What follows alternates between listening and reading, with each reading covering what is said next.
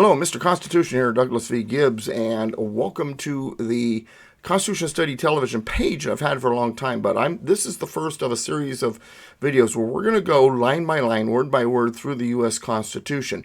So buckle your seatbelts and be ready for each successive video. We're going to try to do them as much as we can because people have been asking for an online Constitution class, and while on Tuesdays at 3 p.m. at mr-constitution.com, we do put out those videos where there's a chat room and it's live and all that jazz. I want to really get it just you and I. We're going to go through it word by word and line by line with the Constitution. And you can find this page now. What we forwarded it from is constitutioneducation.net. Constitutioneducation.net. Tell your friends to come here. Subscribe.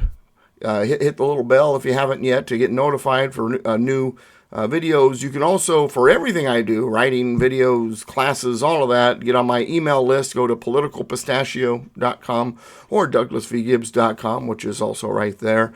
And that way you can be on the email list as well. So let's get started. We got the preamble, the very first words, iconic words. You could say these words anywhere in the world, in any language, and people will know it is uniquely American. They will understand where it comes from, but people don't always know what these words mean. The first three words are the really iconic ones, we the people. But I'm going to go over the first 7 words, we the people of the United States. We the people of the United States. So first we'll talk about we the people. Where does we the people come from? Now, the founding fathers, being Englishmen, they could have followed tradition, they could have followed their history. The Magna Carta had been written by the barons. They were upset at what the king had said, done, controlled, whatever. And so they asked the clergy to help them write the Magna Carta, the Grand Charter. It was all about their rights and freedom and so on and so forth. And in the beginning, they put all barons when they referred to who this was about, who the Magna Carta was for. And then they got to discussing, it's not just about the barons. It's about the clergy. It's about the peasant. It's about all of the people who are free in Britain. All those who are not indentured servants or going through some type of servitude, slaves, whatever.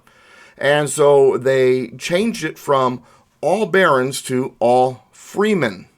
All freemen. This is what was handed down as a part of history throughout British history, and the founding fathers, the Americans, they were Englishmen. They came from that system. The Magna Carta was an important part of what they understood, what they learned, what they believed, what they had found. Their system was founded upon the Saxon system and the liberty of the British system. The British system, like any system, though, did its roller coaster ride because, that's what tyranny does. Tyranny fights and wins for a season, and then it loses, and then it wins for a season. Then it loses and liberty prevails. That is the cycles, the pendulum, as you might want to say, of history. So Britain, despite the fact that they had that British system background, had become tyrannical. The founding fathers had fought a revolution against that power, that mighty war power, military power in the world, and won the revolution. They had written a Declaration of Independence in the process. They had also put together their first government under the Articles of Confederation, which they realized was flawed. And so they're writing this new Constitution, and Governor Morris wrote the preamble after the end of the Constitution, after everything was done. But the we the people part was there from the beginning. Their rudimentary preamble included we the people of the United States. We the people of the United States. We the people, they could have put we the freemen. After all, isn't that essentially what their ancestors had done with the Magna Carta? Or they could have put we the free citizens. Or we the selfish, rich, privileged white men to parody a little bit of what's going on today. They could have done that, but no, they put we the people.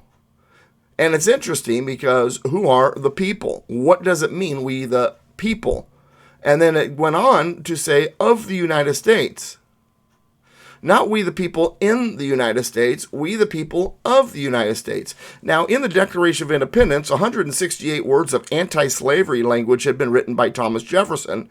It was removed on July 1st over basically disagreements presented by South Carolina and Georgia. They were against the language, and they were a buffer between the Spanish Empire in Florida and the rest of the colonies. So the colonies were like, we need South Carolina and Georgia in this union. We better get rid of the language so we keep them here. It's a military move. They serve as a buffer. Plus, also, it is in our best interest for all 13 colonies to remain together in a union. So they removed the language on July 1st. On July 2nd, they approved the new language. They finished the new language, approved the draft. On July 3rd, they adopted July 4th, actually, they adopted the Constitution. July 2nd, they voted that they liked it, but they approved the draft. July 4th, they adopted the Constitution, and then July 5th, it was published for everybody to see. So anyway, but in that 168 words of anti-slavery language was gone. In that language, Thomas Jefferson written that the slaves were men.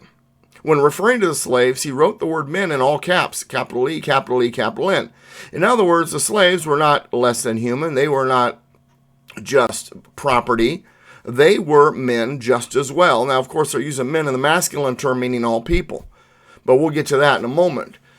And this is the same guy who wrote, also in the Declaration of Independence, earlier, many lines up, all men are created equal.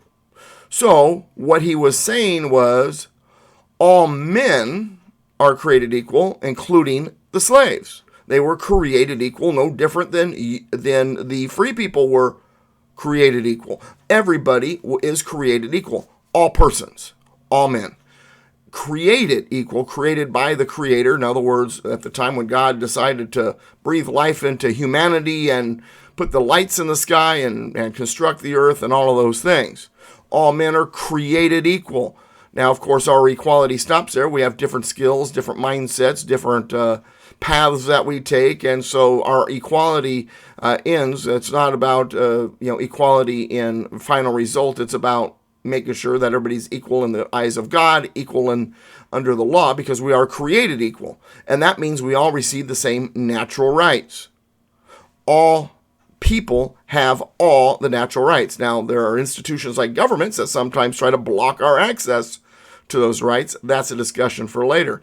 So, we the people of the United States. So when they put we the people, they're including the slaves.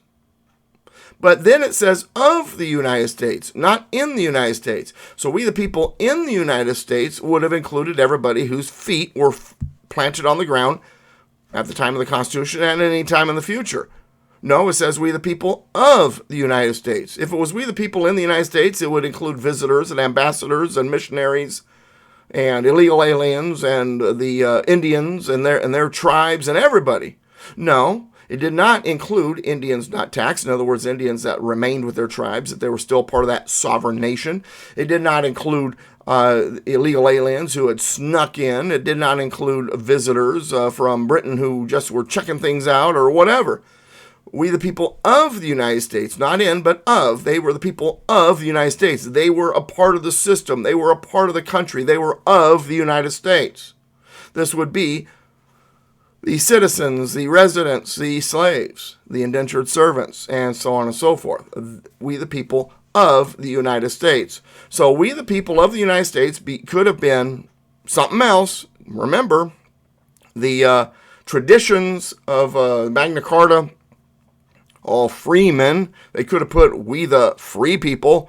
No, they put we the people because it includes the slaves.